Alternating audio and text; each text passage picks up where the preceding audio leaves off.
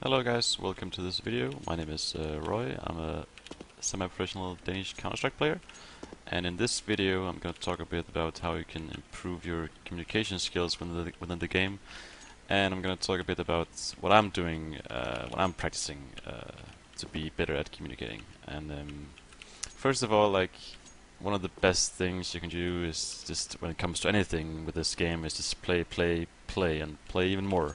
Because the more you play, the more experience you get, and the more situations you try, and you figure some stuff out, and like with communication as well, you start to get better pictures of what's happening in the rounds, and you get a better idea of what's good to do and how you can move around your teammates, what you can call, and like you just basically get a better understanding of the game. And when you have a better understanding, it's way easier to communicate with your teammates and actually saying something that's useful, and it's actually helping your teammates and yourself. So that's pretty much like number one tip when it comes to pretty much everything, is just play and play and play.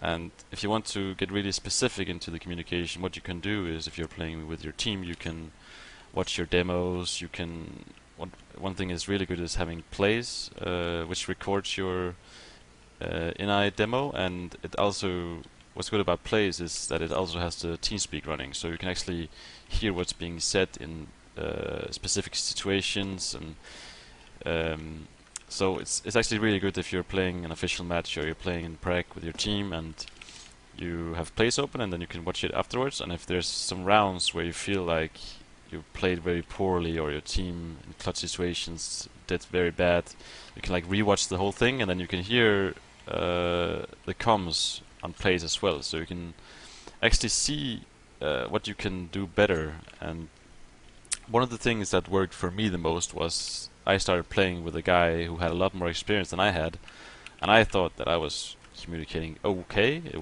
I didn't really think it was that big of a problem for me. But when he told me that I was really bad at it and why, and he came up with like a million reasons why, and every time we had a really bad clutch situation or something, he would point out what we could have said instead and what we could have done instead, and it actually got me a really good picture of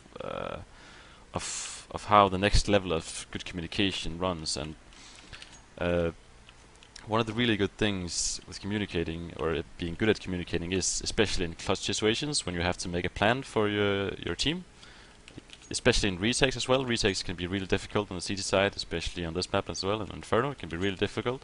So it was especially in retakes that we were very bad. My team was very bad at communicating, and we actually lost a lot of rounds because of it. And that started to, at least that got me started on working on my whole communication problem. And what I did was that every time we were in a retake situation, especially in practice and stuff, I would just instantly try to come up with the best plan as possible that I thought would be a good, at least a good play. Because when you're in retake situations and clutch situations, you really don't have a lot of time to think, and you're gonna be under a lot of pressure.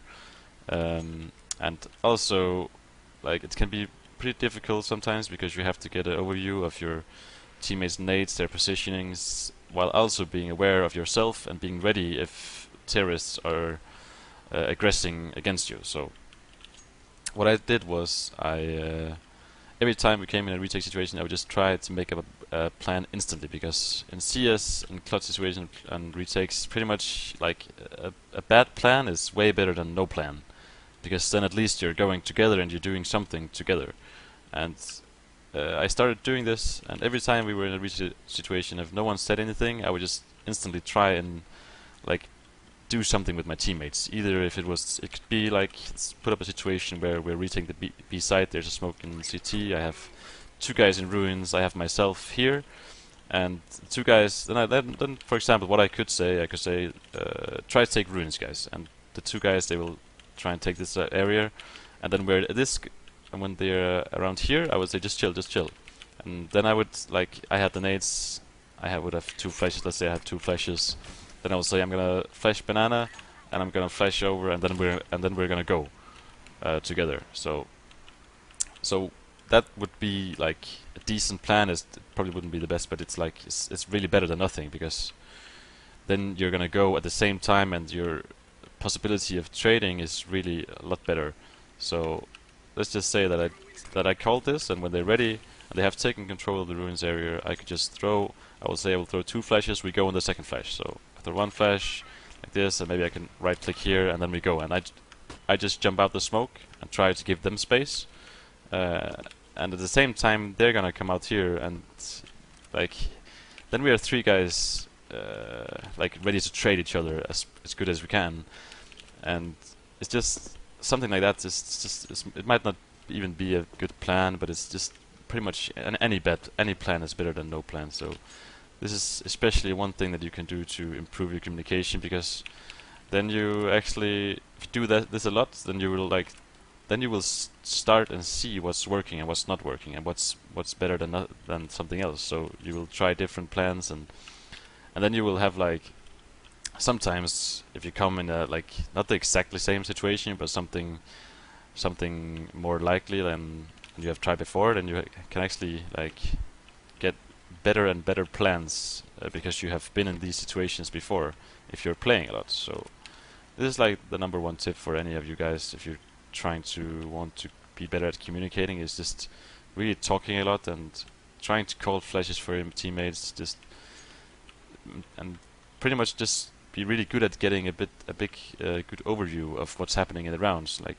look at your teammates' nades, look at their positions, talk to each other, and like always let your teammates know what's open, what you're holding. If you have the slightest doubt that they might not know, or if they're not sure if a place is open, just really be good at communicating it, so it makes it easier. Like, a pretty good example here on Inferno would be that sometimes you commit 2 guys on the A side and you actually leave this whole part open for the terrorists, so which means they can just walk directly through CT and to B.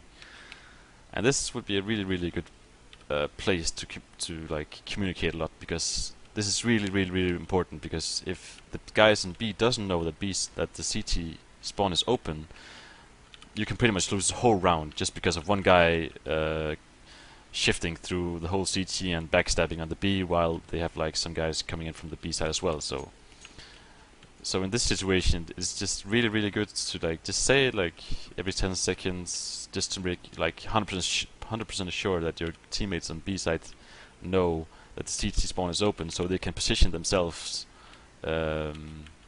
according to that. Because if CT spawn is open, you can have pretty good pretty good positions on B, and still be being really vulnerable to the backstab from CT. So it's just small things like that. You just need to communicate to your teammates just to make it easier for everyone on the team. Like, in general, if everyone is really good at this on a team, it gives the whole team better positions. It gives them, like, it's just gonna give them a way bigger advantage of winning the rounds just by positions and flashes and utilities in general. So yeah, this was just a really short video of what I think is the best way to work on it. It's just so yeah.